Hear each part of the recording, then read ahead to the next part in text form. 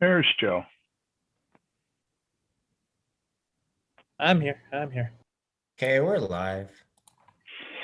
Okay, welcome everybody to the May 20th, 2021 meeting of the Public Safety and Emergency Preparedness Commission. I am Vice Chairman Paul Ellis calling the meeting to order. So we're starting a little bit late, but we'll get through here pretty quickly. So let's start with the pledge to the flag. And Joe, would you like to lead us in that? Sure.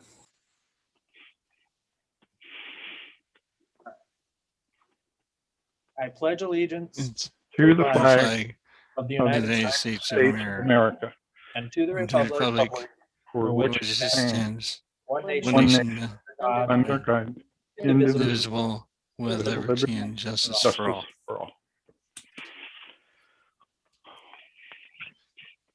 Okay, thank you. So let's get started. Tony, can you lead us off with the roll call, please? Yes, absolutely. I have Commissioner Clendenin is present, Vice Chair Ellis, Commissioner Nichols, Commissioner Jonathan via the phone, and we have a new commissioner who just recently joined us, Evan Gann.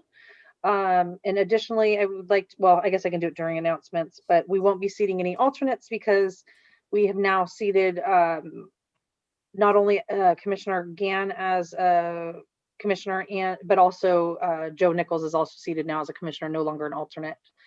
This evening we have absent Han Lin, our commissioner chair, Han Lin, and Alec Bittenkurt. I do not have Alec on the call, so we will mark him as absent as well. Okay, moving right along then, could I have a motion to approve the agenda for tonight's meeting, please? so moved. Okay, I think that was Joe. Can I have a second? I'll second. Okay, the motion has been made by Joe and approved by Don. So Tony, you want to do a roll call vote, please? Yes, let's go through. Don, Yes. Ellis, Yes. Nichols, Yes. Nakaplau, and Gann. Yes. All right, we got everybody. Okay, so tonight's agenda is approved. The next order of business is approval of the meeting minutes, which Tony sent out in an email from the March 18th meeting. So I need a motion to approve those minutes.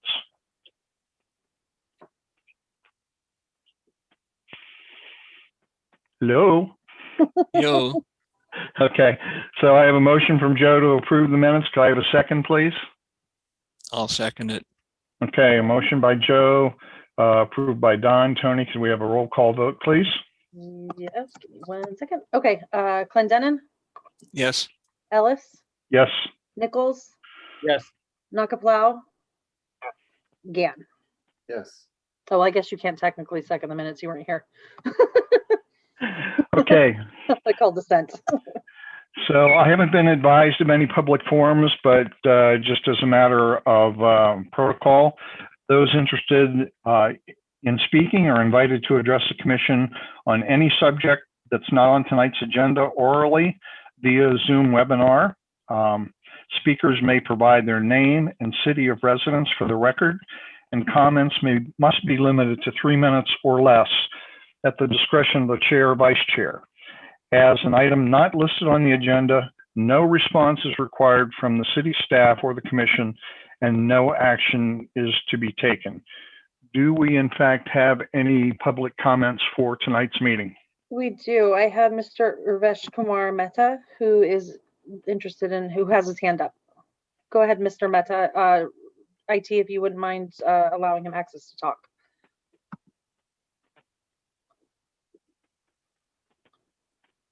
Thank you very much. Oh, there you go. You got 3 minutes. Thank you, Mr. Mehta.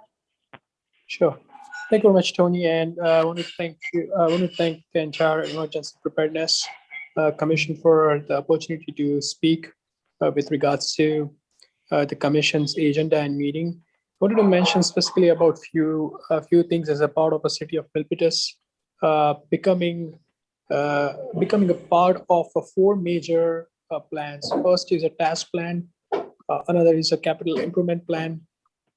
Third one is the Milpitas Metro Plan, and fourth is the Science, Technology, and Innovation Master Plan.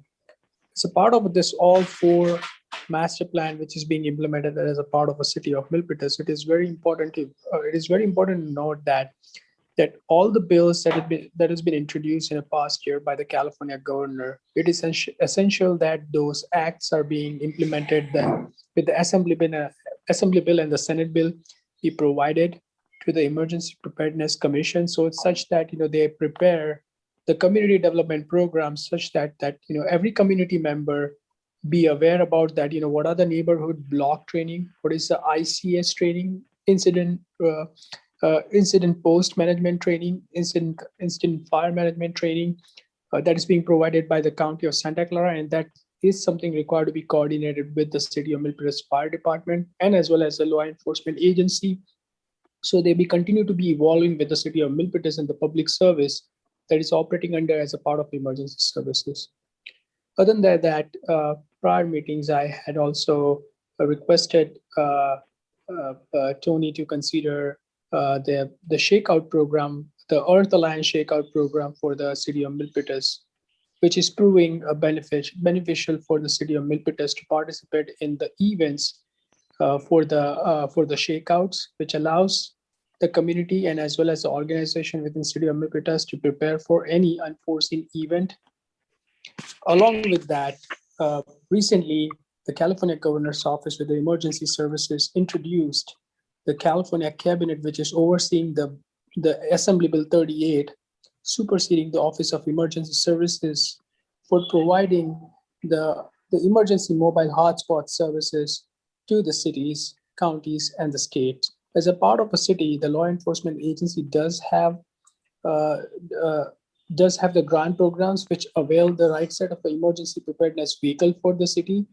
And it is a must requirement at this particular point that the Emergency Preparedness Commission prepare a program where they would receive a grant for the hybrid and the clean energy vehicles for the emergency services to plan and provide those services under the COVID-19 situation to the citizens.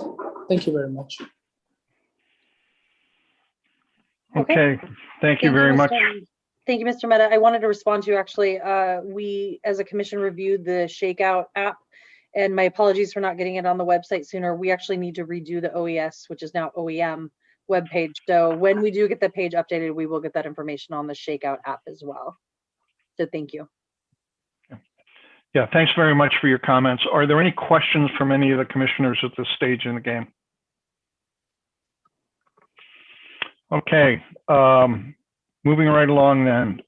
In terms of announcements, there will not be a PSEPC, that's this commission meeting in July of 2021, so no July meeting. If you've got that on your calendar, you can remove it. Moving on to business items. So we're going to talk a little bit about the work plans. We've got two that are on hold, Neighborhood Fest or Neighbor Fest and Map Your Neighborhood. But I don't know, Don or whoever's driving those, are there any comments to make on them? Hang on just one moment. I see Councilmember Dominguez has joined us. If I could get you to bump her into a panelist as well, please. And then go ahead, whoever you'd called on, sorry, to do an update on their work plan report. No worries. Okay, Yeah. so there's no report for Neighbor Fest or Map Your Neighborhood. They're both programs that are on hold at the moment, primarily because of COVID and direct personal contact. We may see that change after the 15th of June, but for now they're still on hold. So let's move on to the Technology and Collaboration Initiative. And Han is not here. Commissioner Nichols, do you have anything that you want to share with us on that? Yeah, actually, I do. After our meeting with Tony, who kind of gave us some kind of guidance on what the Technology and Collaboration Initiative, what she kind of wants to do. I've been watching CAL FIRE, National Weather Service for any alerts for our area, especially now because it is coming up on fire season for wildland fire. Last weekend, starting on Saturday or Sunday we had a red flag warning. Unfortunately, I didn't get that information till after it was already expired. So that's one of the things we're going to be doing with that. Me and Han are going to not only look for those kind of things to submit to Tony, and she'll either push it out to the website or give it to the city's public information officer to push out. So like today, National Weather Service issued a wind advisory. I had seen that, I think either Monday or Tuesday, and forwarded that to Tony. And I believe, Tony, correct me if I'm wrong, you forwarded that to the city's PIO, correct? Correct. That out on the city webpage. Yep. So, that's the kind of thing we're going to be doing, just kind of keeping an eye out on some of the, some of the governmental websites like the National Weather Service, CAL FIRE, and when they issue any kind of warnings or watches for our area, we'll forward that to Tony, and she'll take the appropriate steps on getting it out to the city website for the public. One of the other things I did was we kind of looked at some of the neighborhood associations we have, and kind of reached out. I know a couple of people who are on the board for the Sunny Hills neighborhood association. So I kind of reached out to them just to, once they start having in-person meetings, we want to be able to work with them and collaborate with them. So if they see something in their neighborhood that they want to bring to our attention, they can do that. But we also want to let them know what types of community involvement the commission has in Tony's office. So that is going to be forthcoming. I reached out to Demetrius Morris, who's a friend of mine, also VJ Navarro. They're both members of the board of the Sunny Hills Association. They're going to talk to the board president and vice president, and then they're going to let me know when they're going to start doing in-person meetings again. Then at that point, we'll have a presentation. Me and Han are going to work on a presentation together to kind of work with them on some of the community involvement that we want the commission is going to be doing with them. Awesome. Thanks very much. It's great for once to hear that we're making some progress on some things and that COVID doesn't have us completely locked down. Are there any questions for Commissioner Nichols? I'll just add really quickly on that. Han was going to do outreach to some of the non-English speaking communities to get us tied into them so that we were able to do the outreach into those communities as well. So we were forming a list of different communities within Milpitas that we would be able to have sort of like a liaison into that community, whether it be Spanish speaking, Vietnamese, Chinese, Tagalog, whatever it is. So Han's going to be working on a list to compile for those groups as well. Awesome. Okay, any questions for Commissioner Nichols?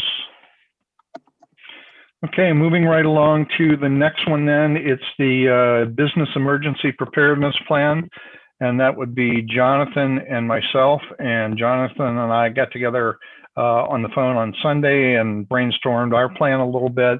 I had a meeting with CJ Erickson, who is the office manager for the Chamber of Commerce earlier this week. And in that meeting, came out of it with 4 things. So the first thing was I got invited to the Chamber of Commerce Mixer, which occurs on the 3rd Thursday of every month. So just before this call, I was on with the Chamber of Commerce from 4:30 to 6 o'clock. And the idea there was that I just kind of wanted to get a feel for the players, how the meeting, the mixer progressed, and that sort of thing. They are still operating, as is everybody, under COVID restrictions, but they normally have that meeting in person. So tonight there were only like 13 people in attendance. Normally there's about 30 or 35. So that was one thing that came out of it. The other thing that came out is that the first Tuesday of every month, they have a group that they refer to as the ambassadors that basically do the planning for the mixer and find speakers and topics and things like that. So I kind of got myself invited to that meeting as well. So I have a 15-minute slot in the June meeting to talk about the kind of things that we would like to do and how we want to go about things.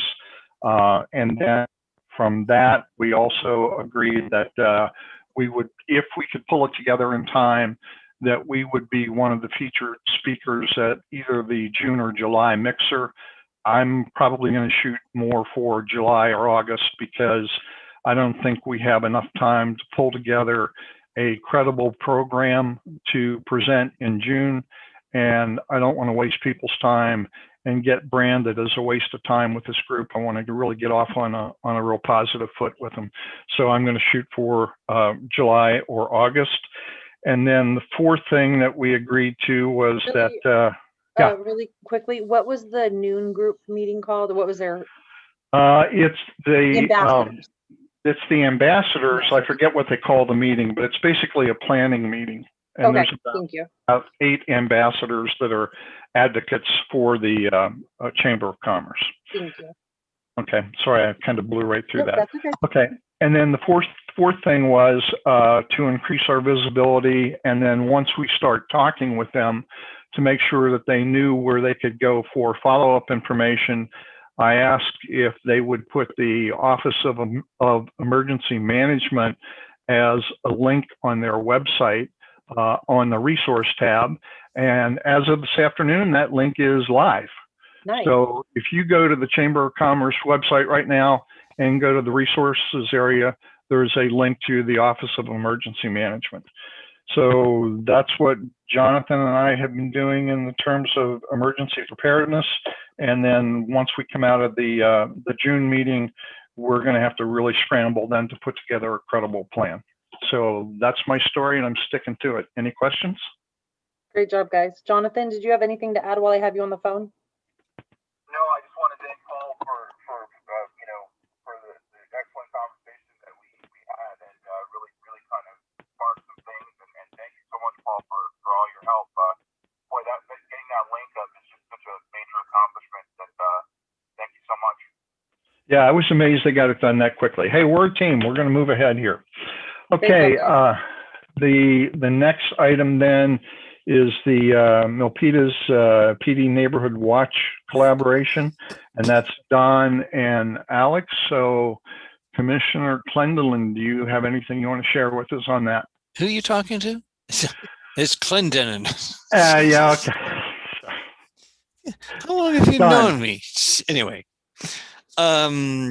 we got together with on the 13th of May there with Speckenauer, and he mentioned who else is, works with him also. But he's worked on the neighborhood watch. And he was presuming there was going to be a couple of meetings, maybe sort of kind of this week, which never happened, at least at this point in time. We still got Friday. And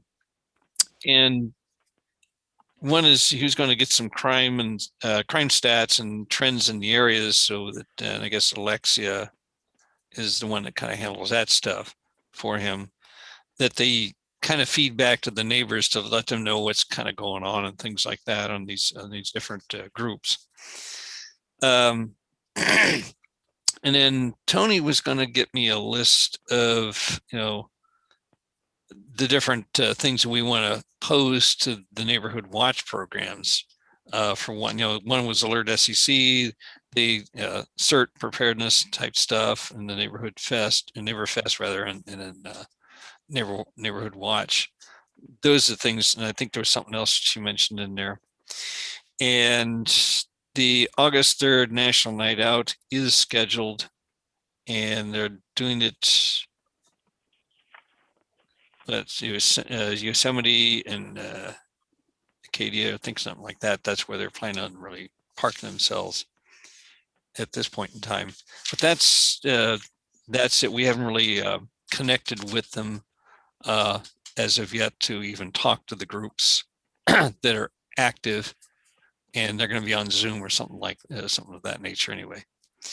So that's kind of where things are standing. We're a little bit in limbo until we get some traction from Speckenauer. Okay. Any questions for Don? Okay, I'm really pleased that we're making some progress on these things. You guys are doing a great job. So, you know, we're moving the ball forward despite COVID. So let's keep the momentum going. Okay, if there's no questions about any of that, let's move on to the city liaison reports. And how about if we start out with our council report? Hi, everyone. Thank you so much. I thank you for all of the work that you guys are doing, and I really do appreciate the honor that I have to be your liaison. We've been working so hard. We are very blessed to have an amazing police department and a fire department, and so budgets are happening. Those are the conversations that are happening at City Hall, and so I definitely invite you to stay alert on those conversations. At this point, there has been some positions that have come up to the attention of our council that have or are going to be eliminated or reimagined. Definitely, I invite you to come to those conversations. It's important for you to stay active. We definitely want to make sure that the level of service continues to stay. We are very hopeful that we're going to continue to do that. But again, it's important for you as commissioners to please be involved. This is a very critical time for our city. And so we hope that with the extra federal funding, we're going to be able to continue to give services, extra resources to our police and our fire departments, as well as move our city forward after COVID, because there's going to take a lot of work that we know is going to come our way. Part of that work, there's a lot of conversations on not only the dais, but in our community in regards to our unhoused community, as well as members in our community who are experiencing mental health crises. So I am going to throw a little plug to an idea that we have brought forward to the council, and we are asking for 3 votes and for an investment of over $200,000 that we think we could use, and it does qualify under the federal funding. The city of Milpitas will be getting approximately 16.9 million, and we do feel that it's critical for us to reinvest it back into making sure our community stays safe. This is a mobile crisis response unit that would be an added addition to the Milpitas Police Department in order for them to address calls of service that come in regards with individuals who are experiencing a mental health crisis and who may not be able to make the best decisions for themselves at that moment because of the crisis. And so this is a hot topic in our entire region. We are seeing it more prevalent here in the city of Milpitas, and so we need to get on top of it. And so I am asking for your support and for you to take a look a little bit more on what is happening with this recommendation that we have made. We need your support. And so if this is something that inspires you to get engaged and you want to come and advocate for, please give me a call. I would love to help you understand a little bit more about this idea and how it's going to support our police department, as well as those who are experiencing a crisis. The other thing that is happening at the county level that is super important that I want to bring to the radar of this commission is next Tuesday. It involves Laura's Law. Laura's Law has been endorsed by the city of Milpitas. This is a state law, and that allows the county to adopt versus opt out in terms of if someone is experiencing a crisis, and then there is certain jurisdictions that are able to provide services without their consent. It is really, really important for us to stay on top of this. This is going to come before the county for a vote for implementation next Tuesday. I will be in attendance asking for the county to please endorse and implement this, because without this tool, it does not allow us in the city of Milpitas to provide services to those who are experiencing a health crisis. And that is really, really important because many individuals who are having a crisis do not have the capacity to make those decisions. It's also equally as important because many times some of maybe the crimes that they may be committing or some of the behavior is not criminal behavior, but it's a call for help. And so as elected officials, it is our responsibility to provide those resources to members of our own community, especially those who are experiencing a crisis and can make those decisions for themselves. So Laura's Law will give us the ability to help them. And so again, if you are interested in learning more about Laura's Law or being in attendance next Tuesday to talk for it, please let me know. The month of May, I want to close with Mental Health Awareness Month. This is really important, again, for us to provide services, making sure that everyone stays safe in our community, especially as we move towards a post-COVID. We want to make sure that we're there, that we're healing together, and that we are working to break the stereotypes that come with asking for help. So I thank all of you for being part of this very important work. And that concludes my announcements and my report. Thank you. Awesome. Would it be possible for you to just push that link out to Tony so she could get it to all of us, and rather than each one of us bug you individually? Absolutely. I will make sure that I send Tony the information about Laura's Law, our info memo, and then my personal contact information, just in case you don't have it, in case you want to give me a call and chat. Thank you. Okay, awesome. Any questions? Not a question, but this is a comment, kind of not part of what she was talking about. The Speckenauer had sent out on Nextdoor, and he's saying the crimes are going to shift now that we're starting to open up. So that's one of the things that they're starting to see, where the car break-ins at, the different malls, strip malls and things like that are going to rise up again. So it's, beware of that stuff. That was kind of the general message on that sort of thing. So I'm just kind of passing it along as information. Thanks for the Also, we comment. have Mr. Mehta. He has a comment. He has his hand raised, so I'm going to allow him to talk. Go ahead, Mr. Mehta. Thank you very much, Tony, for the opportunity to speak. Again, I want to thank the chair, vice chair, and all the commissioners. I want to mention about two bills, and I also wanted to have this opportunity to take these bills to the council member. You mentioned that the AB477, which is a California Emergency Services Act, that creates directly from the governor's office to establish the addressing the natural, technological, or man-made disaster and emergencies, including the responsibilities for activities necessary to prevent, respond, and recover from the any disaster, any unforeseen event, as a part of AB477, and allowing any vulnerable population to prevent from such situation. I request the council to implement that bill. Also, there's a AB3307, the California Manufacturing Emergency Preparedness Act.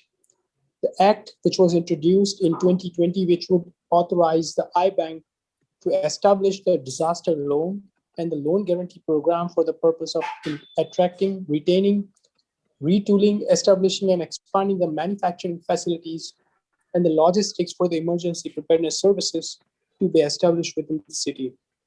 Both the bills, which were introduced in the later part of the 2020, as per the Governor's Emergency Services Act, it is important that the city evaluate both the bills, assembly bills, and create an implementation plan as a part of the capital improvement program to benefit the emergency preparedness, and the commission to evaluate that what could be foreseen as a further expansion to be made within the city of Milpitas as a part of a Milpitas Metro Development Plan, as the city is to be receiving the new fire station and as well as the implementation of a different hydraulic system within the fire department.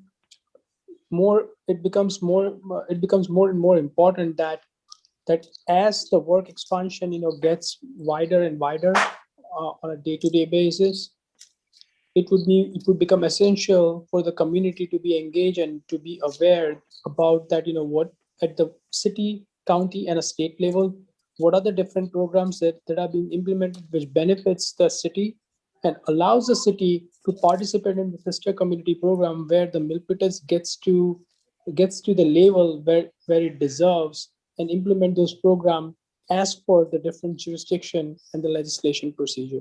Thank you very much. Okay. Okay, thank you for those comments. Does anybody have any questions or anybody want to provide any sort of a response? Okay, I have one. Yeah. I have a question. for, go ahead. Council Dominguez.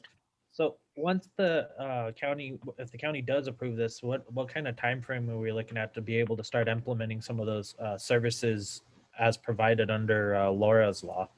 Do we have any kind of tentative time frame or anything, or is that still forthcoming?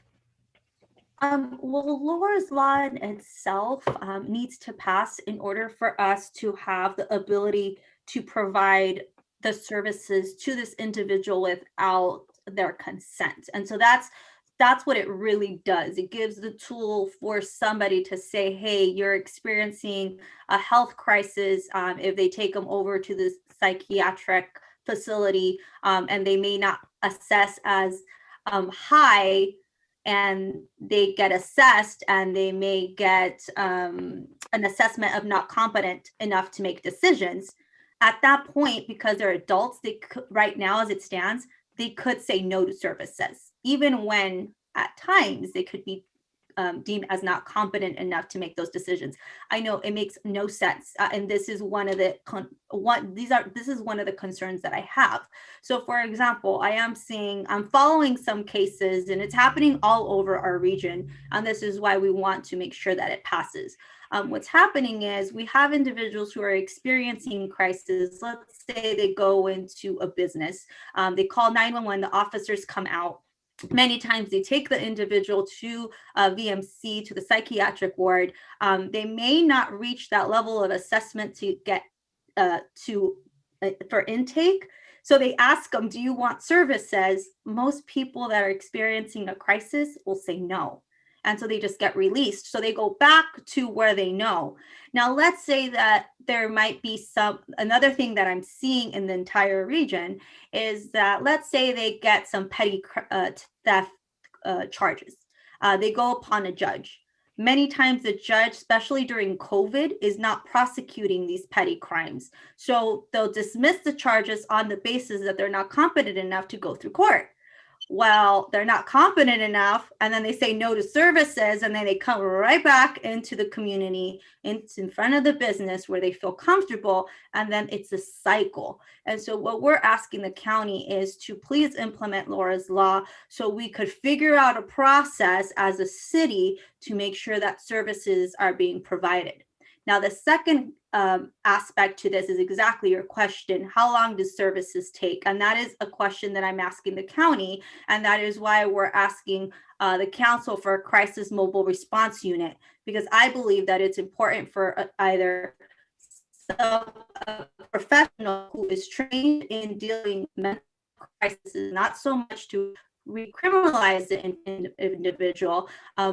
Police officers may have some training. Absolutely. They have a lot of training. They have CIT. They know how to de-escalate the situation. But again, they're not able to provide those direct services because once an officer takes them to VMC and they get intaked by the county, then at that point, the officer comes back into their local jurisdiction. So we need to fill that gap that is happening where we're not tracking that individual and then the jurisdiction is doing the exchange and then somehow the individual still doesn't get the resources. So that's exactly the gap of service that I want to address. And so it has different elements and components, but the council did pass a pilot program for assessments. And so something that is happening now, which is great, and the city of Milpitas is one to be doing this, where our police department is working with the heat team of the county. So if they see someone experiencing a crisis or there's a call of service that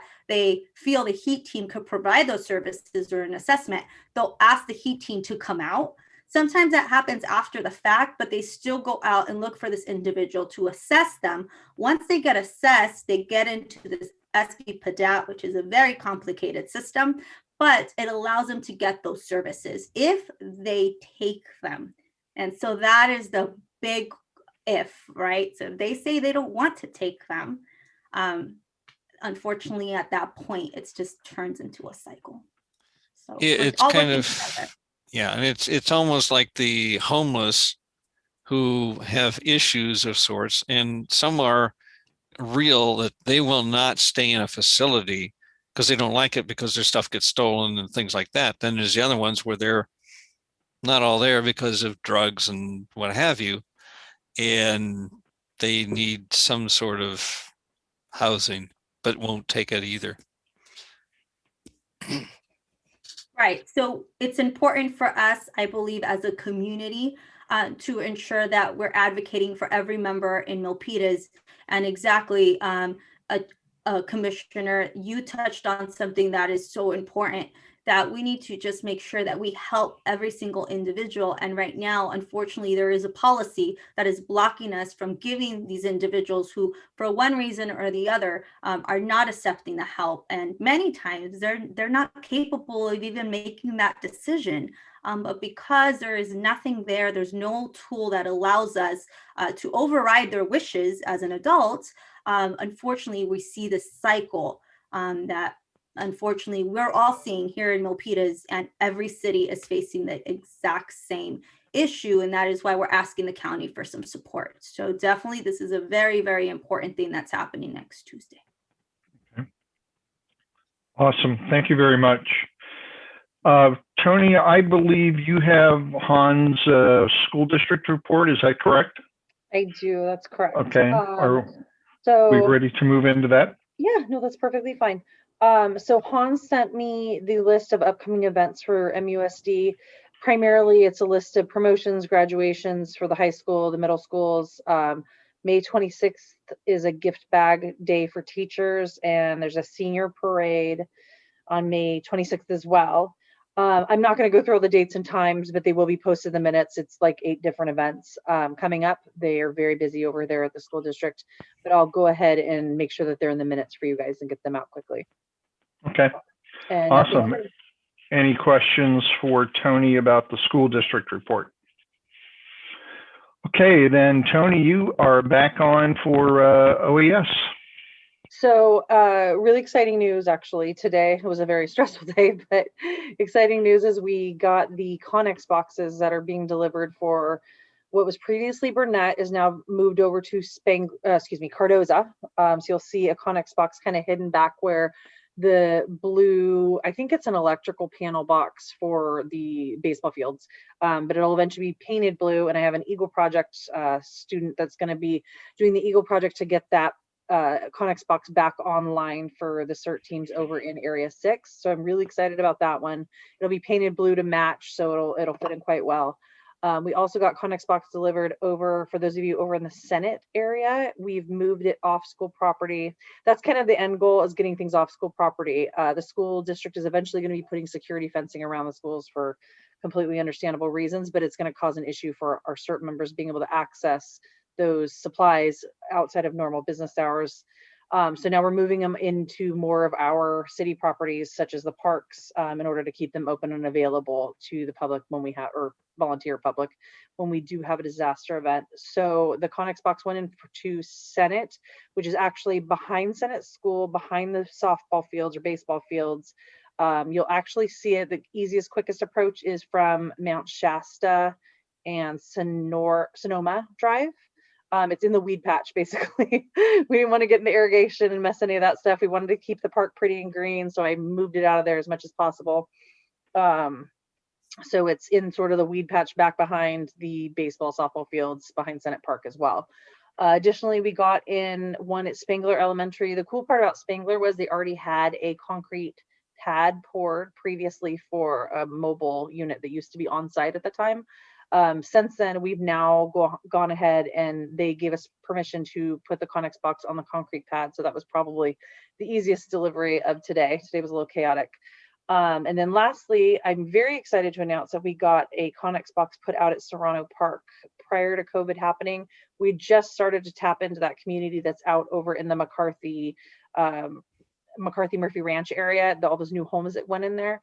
And I'm extremely nervous for them, just for obvious reasons, that they've got one fire station over there. In the event of a catastrophic disaster that we have, fire may not be able to get back over there. Fire may not go over there because it's not a highly populated area the way that the other parts of the city are. So now I've got a cache put in there for the new team that's there, and I'm excited for this COVID thing to pass so we can start re-engaging and targeting that specific community, not only the homes that are in that area, but also the business community, because they clearly spend, once we get back to normal operations, they clearly spend a lot of their daytime hours in that area. So it'll be great to bring the businesses on board, because oftentimes I've found with the outreach I've done, they all have their own CERT team. They'll have it called MERT or NERT. It'll be something tied to their business, but it's all emergency response teams. So they're actually trained for work in the CERT training through their companies itself. So it's going to be a fantastic project to put together with them. And I'm really excited about once we can get kind of back to normal operations. Other than that, I don't think I have any further updates for OES.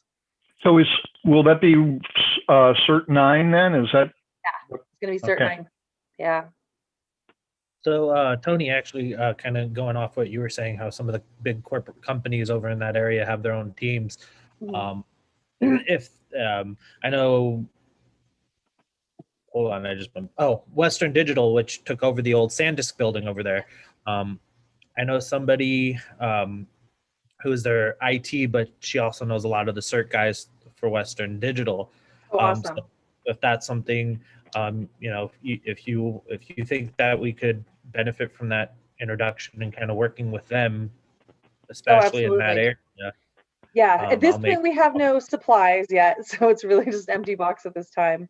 But I'm hoping to spend, as we get towards near the end of our fiscal year, I'm hoping to spend what's left of the OEM funds, putting them into furnishing those couple of CERT boxes that went in there. So yeah, I definitely will. If you guys have connections to any of those business folks out there, I've worked with a few of them, but I don't have them all. So yeah, if you guys have connections in there, I'd absolutely take you up on the opportunity to meet those folks in the right area. I know the CERT team, there was a lot of turnover when Western Digital acquired SanDisk. So I know the guys that you may have worked with at SanDisk, a lot of them are no longer there. Okay. So I'll see what I can do to maybe get a point of contact with their emergency response team out there. Very cool. Yeah, absolutely. Thank you.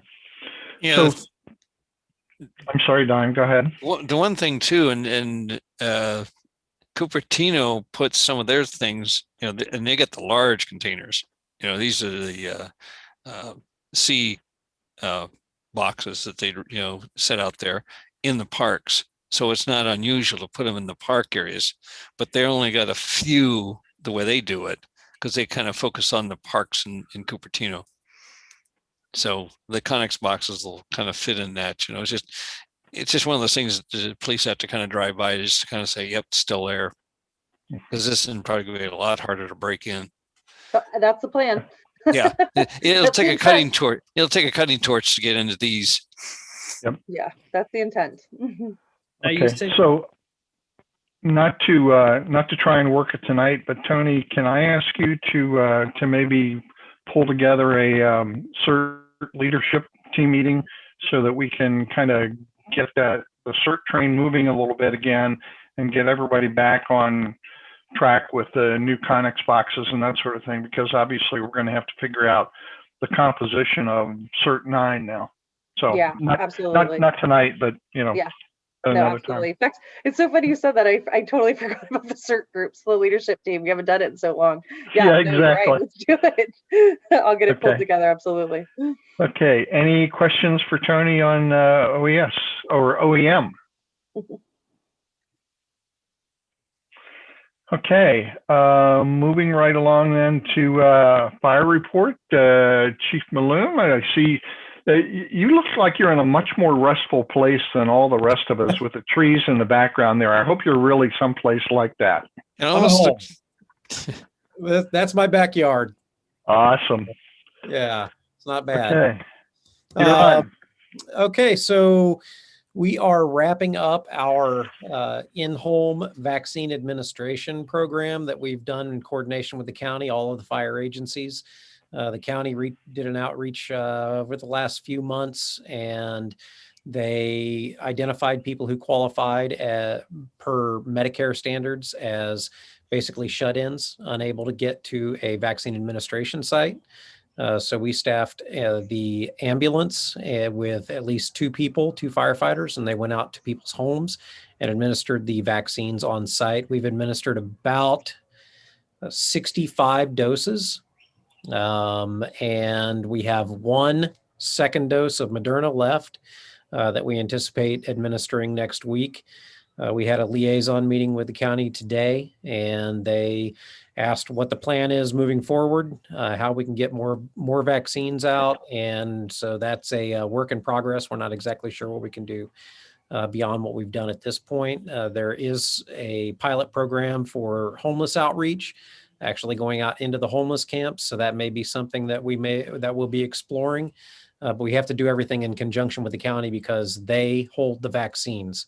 So we go down, we pick them up, we go out, we administer them, and then we report back to them. So more to follow on that, but it's been a fairly successful program, even though we haven't gotten a lot of people. We've gotten really the most vulnerable people that couldn't get it otherwise. So we're pretty happy with that. The fire department continues to move forward with our SOP updates. As you go through the SOP, the standard operating procedures for the fire department, you'll find some that are dated in 1971, 1972. So definitely due for some updates. We've coordinated and contracted with a company that keeps them up to date automatically so that they're always in compliance with Cal OSHA standards and things of that sort. We roll out about 10 per month, and we're about 50 or 60 SOPs in that process. So, and then the last thing is just your fire crews have been out a lot of times on the hillside over the last month doing their what we call refresher training for wildland season. It's required through the National Wildfire Coordinating Group and CAL FIRE in order to deploy on the wildland fires. And that's been a pretty successful program so far. They've been doing that since the beginning of May. It includes off-road driver training, chainsaw training, cutting line, putting hose down, mobile attack, things like that. So crews have been out every day on the hillside, a lot at Ed Levin. The county parks have been extremely cooperative and they've got a little bit of free labor out of us too, because we're going to go out with our chainsaws and do some brush clearing and create some fire breaks for them. So it's been a mutually beneficial relationship with them. So but super successful, and we're going to be wrapping that up next week and moving on to the next thing. That's about all that's going on in fire right now. Okay, awesome. Any questions for Chief Malone? Okay, last but certainly not least. Hang on one second. Paul. I have Jonathan on the phone asking a question. Go ahead, Jonathan. Chief, I just have a question really quick. Are we going to put anything out for the 4th of July? Because it just seems that all over the Bay Area, people are just not getting the message. And, you know, I'm already hearing the fire truck almost every day. Last year, there seemed to be more fire trucks out just going through the neighborhood. And I can just tell you on my block, that stopped a lot of the fireworks, just seeing that fire truck go by. So I was just wondering, I know you guys are so busy and everything, but is it kind of like a plan of attack? Because it seems like people are still not getting the message. Okay, in case you couldn't hear, Jonathan was asking about plans for fireworks prevention for the 4th of July. He was saying that with the fire trucks coming down the street, it seemed to prevent a lot of people from setting off the illegal fireworks. So he's just kind of asking what our plan is for 4th of July. Yes. So just today, we discussed that in our command staff meeting. We are staffing both of our wildland rigs, which are normally cross-staffed with our primary first line rigs. So those have already been deployed for the 4th of July. In addition to that, we have fire prevention people that'll be available. So yes, we will be on patrol throughout the holiday. One of the things we used to do, and you can talk to Eric Emanuel about this one, is the fireworks patrol. We did kind of the CERT and ham combination. We broke up to maybe like 4 or 6 teams, depending on what we decided, and went out looking for stuff being launched on the 4th of July, and then radioed it back in, and then the fire explorers or someone like that would come out and say, thank you for that stuff and have a nice night and leave, you know, kind of thing. And we were kind of successful in that, but due to the COVID and all that sort of stuff, it's kind of like, okay, I think we'll be okay, because by the 4th of July, that shouldn't be a problem. And they're saying if you're vaccinated you can be out in whatever and not have to worry about, contacting. So it's just a matter of catching those. And we've got several areas, like one that's kind of east of, Sports Center, and in the Temple Avenue area, that sort of, and then down on around Abbott is another hotspot too, where they typically set off the big stuff. Something tells me Chief Malone is probably keenly aware of those hot spots, but Yeah, well, we caught some nasties a few years. We kept Eric running like crazy because he was a one-man band trying to collect all the stuff. And then we got smarter. okay. Any other questions? We have quite a collection of fireworks at the fire station. So Oh, good. Yeah, we don't set them off, but yeah. Well, they put them in. What is it? I think they put them in the tower, and the fire marshal went, "No, get rid of those things." Well, can we set them off? No. It's like, We were going to ship them over to PD and have Chief Hernandez storm in the evidence room. So, Chief Okay. Malone, Any other questions for Chief Malone? Okay, then let's find out. Beside what's in the evidence room, let's let Chief Hernandez go through what he's got for us tonight. You're on mute, sir. Yeah, supposedly if you do Alt A, it's supposed to unmute you, but apparently that doesn't work for me. sometimes. You're good now. All right, so good evening, Councilmember Dominguez, Vice Chair Ellis, and Commissioners. Before I jump into the conversation about our radio system and a recent DOJ mandate, I wanted to circle back from last meeting. I hope everybody got the beard policy that was being recommended and see if there was any feedback from you folks about that. You know, I don't think we ever got it, Chief. It was emailed out. Yeah, I think I've Did you guys gotten get it. it? Yes. Oh, okay. Yeah. Never mind then. I think I saw something on that too. Yeah, and I Okay. kind of went through it, and it was, No concerns? yeah. Okay. I mean, you had some of that stuff was already in place because I know you've got one person there that has a beard, and I guess you just kind of adapted it to cover everybody and say, here's the limits of what it was. Correct. There was a religious ask in the past, and then there's been a second religious ask. And so just evaluating it and trying to stay current with times. There's some other officers that would prefer it. And so we're just doing our due diligence and circling to the different groups for feedback before we make an ultimate decision on it. So if there's no concerns, I'll take that information back to my administration team and we'll move forward with what we're going to do.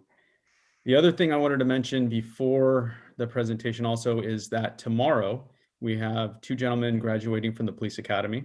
And then we also have a lateral from San Jose State University that will be starting with us.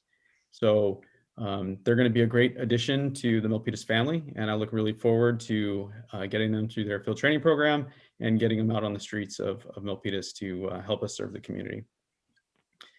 Awesome. Congratulations. Thank you. We have 5 in FTO right now, and they're supposed to graduate, or I'm sorry, not graduate. They're supposed to be done with their field training program in the next couple weeks. So things are really, really good. We have to thank the tax measure and council and the city manager's office for their support because they're the ones that truly enable us to do that. So we do absolutely recognize that and thank them for that. So if there's no questions about that, Tony, who turns on the PowerPoint? Ron, if you wouldn't mind getting that started for Chief Hernandez. Thank you. Awesome. So for those of you that don't know me, Mr. Gann, I think you're new to the group. My name is Jared Hernandez. I'm the acting chief of police here at the Milpitas Police Department. And so it's very nice to meet you, sir.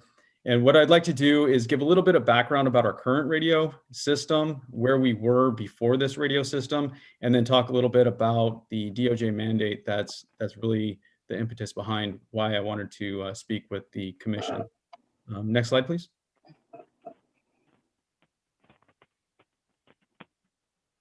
So currently, the police department uses the Silicon Valley, oh, sorry, something's going on here. The Silicon Valley Regional Interoperability Authority. It's used for our police department, our fire department, our public works, and that's their radio communications channel. It's a shared digital radio system used countywide, and it also allows interoperability throughout the system, not just within Santa Clara County, but also some of our neighboring counties such as Alameda. If we can switch to the next slide, please. Prior to the digital system, the SVRCS system, we relied heavily on UHF radio frequencies to communicate. In 2010, the Silicon Valley Regional Interoperability Authority was formed to provide an updated radio system. And the goal was to oversee and administer a regional communication system. The solution that group came up with is called SVRCS, or Silicon Valley Regional Communication System. It's a NAPCO Project 25 compliant trunked digital communication system that operates on the 700 megahertz frequency spectrum. To use Tony's words from a previous meeting, sorry to nerd out on you. I think that was Tony's quote from a past meeting. It was, but, yes. yeah, thank you. So that's how that works. So SVRC, my dog is very excited that my daughter is home from soccer practice. And so SVRCS provided an updated radio system for the groups that I mentioned before, police, fire, also county EMS, and other local government users. And it really allowed us to have better interoperability amongst other agencies and other working groups. We're able to create talk groups and be able to do regional efforts. It really came in handy with the recent fires, both PD working with fire departments and then also working with several other agencies all simultaneously, and being able to communicate and understand each other on the radio system was really, really amazing. The project started rolling out between, it started in 2016 and then switched up and finished around 2020. The police department and the fire department, or I should say the city of Milpitas, we transitioned on February 4th of 2020, and we've been using the system since. From there, I'm going to transition into a little bit about radio communications and how we use it, specifically on the police side. This is really not any impact for fire. So if we can go to the next slide. And this is where the mandate from DOJ comes into play. Currently, our department's authorized by the California Department of Justice to access the California Law Enforcement's Telecommunications System, or CLETS. CLETS is a commuter network. It provides access to law enforcement and other criminal justice agencies to access protected data such as a person's criminal history, criminal warrants, and also to check their driver's records information. A query into these databases, it requires a name and a birth date or a driver's license, some type of personal identifying information, or PPI. So if we can go to the next slide, please. The way that this works operationally is a police officer would make a car stop or have some interaction with a person. They would obtain their name, their birth date, maybe their driver's license number, or even their social security number in some circumstances. And then they would use their police radio to transmit that information to the dispatcher. The dispatcher would then do the queries in the CLETS system and then return the information back to the officer over the radio. And that's what this graphic is representing. It's going from the officer to the dispatcher, from the dispatcher back to the officer. Currently, the main radio channel, it's not encrypted. So anyone with a commercial scanner or a smartphone scanning app technically would be able to listen to our radio transmissions. Next slide, please. So the FBI and California Department of Justice realized that this is problematic because it puts people at risk for their information to be gathered by folks that they really don't want to have it, or people that want to use it for nefarious purposes. So DOJ sent out a mandate requiring that transmissions containing personally identifiable information, or PII, be encrypted. And we can go to the next slide. So to comply with the mandate, we began evaluating what are our options. How are we going to do this? Because there's a couple different ways that we identified, but they did present certain challenges. One of the ways that we talked about is cell phones. It's a very common piece of equipment that most of us have. However, it creates three significant issues. One, the officers, they're not currently issued cell phones, so they would have to use their personal devices, or we would have to provide cellular phones to all officers, which would be one challenge that we have to overcome. The second thing is that it would create an unmanageable call volume for our dispatchers. There's limited staff in our dispatch center now. There is 4 vacancies in dispatch. And in order to be able to accomplish them being able to handle the current call volume and then also answer phones, they would need more staffing. The other problem is an officer safety issue because a phone creates a distraction for the officers. They would have to be concentrating on their phone to dial the phone number. Their hands would be occupied while dealing with people, and it just presents officer safety challenges. So that one was excluded from our viable options. The second option that we looked at was having officers switch channels to broadcast PII. Some agencies currently use that model. Mostly it's larger agencies. And what would happen is the officer would have an engagement with somebody, they would get their personal information, and then they would switch radio channels, provide that information to a backup dispatcher, wait for the information to be returned to them, and then they would go back to the main channel.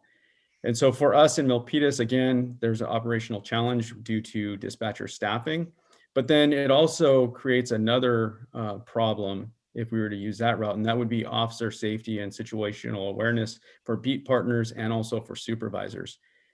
If an officer was to switch channels to provide the information to dispatch and something was to happen, maybe the officer got attacked or whatever it was, then the other officers that are working that shift wouldn't be aware. So they wouldn't know to go and help this officer. Or let's say that the dispatcher had told this officer that the person's wanted, and maybe at that point it turned into a foot pursuit or whatever. It just creates challenges because not everybody's on the same page. And then for supervisors, they wouldn't be able to monitor both channels simultaneously, so they wouldn't be able to really know what's going on, and it would make some challenges for them. The third option that we identified, and it's the option that we're looking at doing, is to encrypt the main channel.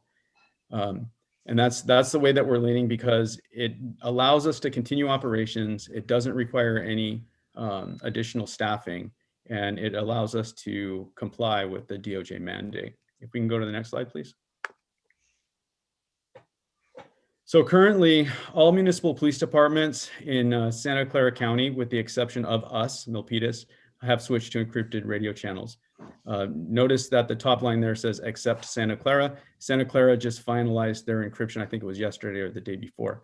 And so this slide is actually already out to date, even though I sent it just a couple of days ago. So we are the last agency to switch. There are some shared interoperable channels that the county oversees.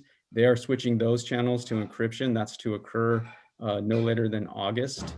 And we are looking to probably do ours within that same time frame. And the reason is every time an agency switches their channels, all of the pack sets and cars have to be reprogrammed. So to save us our staff time and any expense in reprogramming the radios, we're going to try to stay in line with what the county's doing with the shared channels so that we could just do it all in one shot. If we can go to the next slide, please. We do recognize that there may be some issues, some public concern by having an encrypted radio channel. I think we've seen that in some surrounding jurisdictions. And so currently, when things happen, we are already as an agency being as transparent as possible and making sure that we're putting updated information out on social media and provide that information timely on crimes and events that are of public interest. We do that across our social media platforms, Twitter, Facebook, Instagram, and Nextdoor. And so I don't really think that there's going to be too big of an issue there. Local journalists, they often follow us on our social media, and that's how they learn about these incidents. I don't know that any of them are necessarily using scanners these days. I'm sure there might be a few, but I think the predominant way that media outlets keep pace with the active occurrences in law enforcement these days is through social media. So that is the current radio system, and then what we're doing to comply with the DOJ mandate in a nutshell. And I would be very happy to answer any questions or address any concerns that the group may have. I'm sorry, what was the time frame to have it fully implemented? So they're trying, the county's timeline is August. They want to have it all done by the end of August. And so we would be trying to follow suit with that timeline as well. Got it. Thank you. So once that encryption becomes fully implemented, nobody with the scanner will be able to hear what your guys' radio traffic. Is that correct, Chief? That is correct.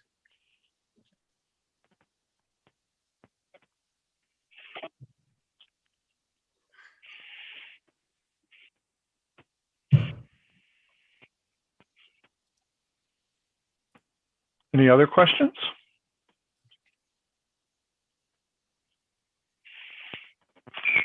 Okay. I'll just ask, Hernandez, you had another presentation, didn't you? Or is that all No. part of what you covered? it should have all been one. It Okay. was, is there anything that concerns the group about that? I'll just ask the question directly. Does anybody have concerns about it? I do have Mr. Mehta joining us and has his hand raised, so I'm going to put him into talk. Certainly. Go ahead, Mr. Mehta. You have 3 minutes. Thank you very much. I want to thank Tony again for the opportunity to speak, and also to all the commissioners and the chairperson for the commission. I wanted to mention about what Chief Jared Hernandez presentation was about, the radio for the radio encryption, the frequency. I want to mention about the amateur radio frequencies and stations that has been established throughout the United States of America, and as well as throughout the California. There are different types of stations, radio stations available with the clubs, with specific clubs addressing the concerns over the specific frequency within the Northern California as well as Southern California. And there is a one for the city of Milpitas as well.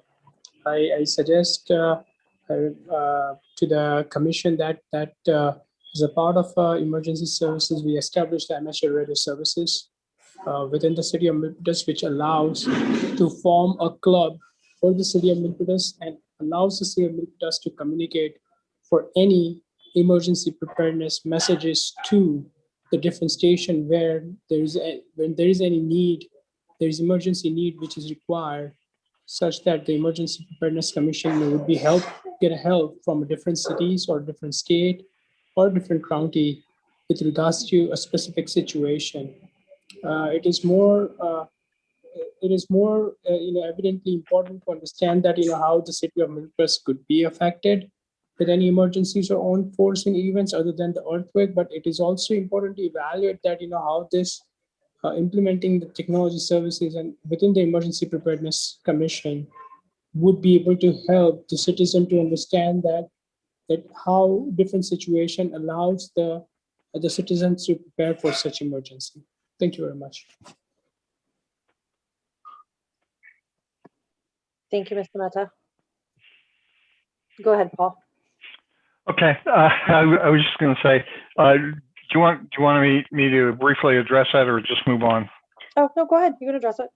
Okay, so we actually do have an organization in place in the city of Milpitas. It's referred to as the Milpitas Aries Races Communications Group. I happen to be the emergency coordinator and the chief radio officer for that group. And we do have drills every week to make sure that we have intergroup interoperability and communications capability. We also interact with the county similarly on a quarterly basis for drills. In the event that there was a disaster, we have radio communications capability set up in the police station and the fire station. So it's too much to go into in this particular forum, but if you'd like to understand more about it, I'd be happy to have a conversation with you about what we do in that area. Okay. Any other questions, issues, concern? Yes, go ahead, Joe. Actually, I have a question for Chief Hernandez. So with the police and fire department being on the new digital system, what's going to happen with the old UHF convention external channels? Are you guys, as the cities, are you guys still going to be utilizing those, or are those going to be kind of given up, or? So my audio briefly cut out, but if I understand what you were asking is what's happening with the UHF system, the old system? Yeah, is that That's something the city is going to be utilizing for the police and fire department as a backup system, or is that no, going? it currently is still in place right now, and the only reason is because we're still fairly fresh on the new system. We started February 4th, so we're a year into it. There has been some updates. There's different things that go along with any project like this, and so we have kept it in place. We have one backup fire channel, one backup PD channel currently. That's just a contingency, and there is no specific date that I'm aware of where we're going to cut that off, but it will be decommissioned at some point. Maintenance and these different things, it just doesn't make sense at some point to continue with it. But we do have to have the confidence that when we have a radio communication that has to happen and we have to respond to an emergency, that we have something in place. And so it's not going to be a hasty decision. We're going to wait to make sure it's the right time before we do that. Thanks, Chief. Okay. Any other questions, discussions that we need to have? If not, I'm going to ask if there is a motion to adjourn. So moved. Okay, thank you, Joe. Anybody want to second that? I'll second it. Okay. Anybody want to argue with adjournment, or should we just assume that everybody is voting aye? Anybody votes yes on this? Ron, can you please just cut them off?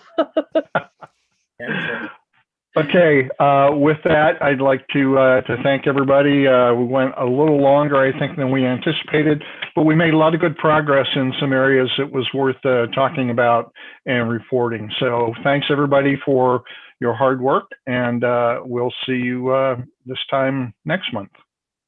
Nope, not until September. No, next month is June. We're September. Odd months, Oh, We're that's back in right. Yeah. September. and So we're everyone skipping. enjoy their summer. See, I have so much fun in this meeting. I just wanted to have another one. Well, the thing is probably the next time we can meet in person. Oh yeah. Good. Yeah, that would be awesome, wouldn't it? Great Okay. job, Paul. Thank you, everyone. Great Thanks, job. everybody. Have a great summer. Talk soon. Well, offline when you get a chance, there's something I wanted to talk to you about offline. When you get a chance, can you shoot me an email? And then that way we can, just something I wanted to run by you offline. Yep, absolutely. No worries. Okay. Thanks, everybody. Good night. Bye.